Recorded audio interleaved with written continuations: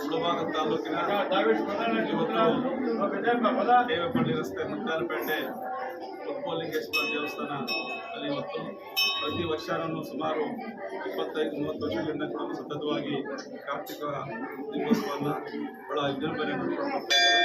ಅದೇ ರೀತಿ ಇವತ್ತು ಏನು ಲಕ್ಷದೀಪಗಳಿಗೆ ಮತ್ತು ಕಾರ್ತಿಕ ಉತ್ಪಲಿಂಗೇಶ್ವರ ದೇವಸ್ಥಾನಕ್ಕೆ ಇಡೀ ಇವತ್ತು ಕರ್ನಾಟಕ ಎಲ್ಲ ಕೂಡ ಕರ್ನಾಟಕದಲ್ಲಿ ಇವತ್ತು ಲಾಸ್ಟ್ 4ನೇ ವಾರ ಬಹಳ ಅದ್ದೂರಿಯಿಂದ ಕೂಡ ಸ್ವಾಮಿ ಒಂದು ಪೂಜೆಯನ್ನು ಮಾಡಿ ಅವ್ರನ್ನ ಪ್ರಾಕಾರೋತ್ಸವ ಮಾಡಿ ವಿಜೃಂಭಣೆಯನ್ನು ಪೂಜೆ ಮಾಡಿದ ಭಕ್ತಾದಿಗಳಿಗೆ ಮತ್ತು ಈ ಕಾರ್ಯಕ್ಕೆ ಮೊದಲಿಂದ ಕೂಡ ಸಾಂಬಾಯಿ ಅವರು ಅವ್ರ ಕುಟುಂಬದವರು ಅವರು ಅನುಸಂಧಾನ ಮಾಡ್ಕೊಂಡು ಬರ್ತಾರೆ.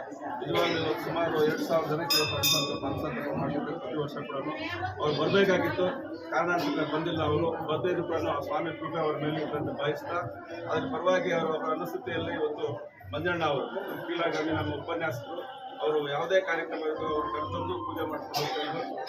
ಅದರಿಂದ ಅವರ ಸಾಂಬಾ ಕುಟುಂಬಕ್ಕೂ ಮತ್ತು ಮಂಜಣ್ಣ ಕುಟುಂಬಕ್ಕೂ ಭಗವಂತ ಒಳ್ಳೇದು ಮಾಡಿ ಬಯಸ್ತಾ ಈಗಾಗಲೇ ನಮ್ಮ ದೇವಸ್ಥಾನ ಕಮಿಟಿಯವರು ಅಧ್ಯಕ್ಷರಿರ್ಬೋದು, ಕಾರ್ಯದರ್ಶಿರ್ಬೋದು, ಖಜಾನೆ ಸೇರ್ಬೋದು, ನಮ್ಮ ಸದಸ್ಯರುಗಳು ಈಗಾಗಲೇ ಎಲ್ಲ ನಮ್ಮ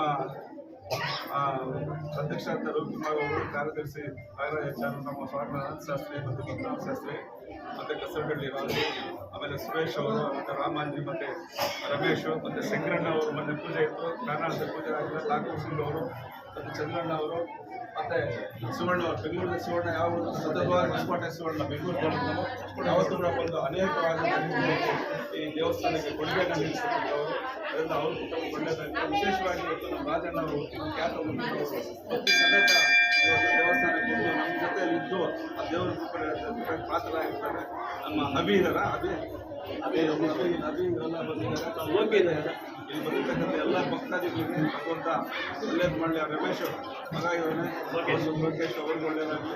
ಯಾಕಂದರೆ ಇವತ್ತು ಕಾರ್ತಿಕ ಸೋಮವಾರ 4 ವಾರ ಸತತವಾಗಿ ನಮ್ಮ ಉತ್ಪಲಿಂಗೇಶ್ವರ ಬಳಿ ಅಲ್ಲಿ ಸೋಮೇಶ್ವರದಲ್ಲಿ ಆಮೇಲೆ ಸಂಕೀರ್ತದಲ್ಲಿ ಸ್ವಾಮಿ 3 ಸ್ವಾಮಿಗಳನ್ನು ಮುಳಬಾಗದಲ್ಲಿ ಅದ್ದೂರಿಯಾಗಿ ಇವತ್ತು ಲಕ್ಷ್ಮೀಗೋಸ್ಕರ ನಡೀತಾರೆ. ಲಕ್ಷ್ಮೀ ಬಂದಿರ್ತಕ್ಕಂಥ ಎಲ್ಲ ಭಕ್ತಾದಿಗಳು ಮತ್ತು ಇಲ್ಲಿರ್ತಕ್ಕಂಥ ಕಮಿಟಿಯವರು, ಇಲ್ಲಿ ಉಳಿರ್ತಕ್ಕಂಥ ಎಲ್ಲ ಕಮಿಟಿಯವರು ಭಗವಂತ ಒಳ್ಳೆಯದು ಮಾಡಿ ಒಳ್ಳೆಯ ಸತ್ಯಗಳನ್ನ ಆರೋಗ್ಯದ ಒಳ್ಳೆಯದು ಬಯಸ್ತಾ ಇನ್ನೊಂದು ಸಲ ನಮ್ಮ ಸಾಂಬ ಕುಟುಂಬಕ್ಕೆ ಭಗವಂತ ಒಳ್ಳೆಯದು ಮಾಡಿ ಅವ್ರೇನಾದ್ರು ಬಗೆಹರಿಸಿದ ಬಯಸ್ತಾ ನಾನು ಈ ಮಾತಾಡ್ತಾ ಮಾಡ್ತೀನಿ. ಜೈ ಹಿಂದ್, ಜೈ ಕರ್ನಾಟಕ.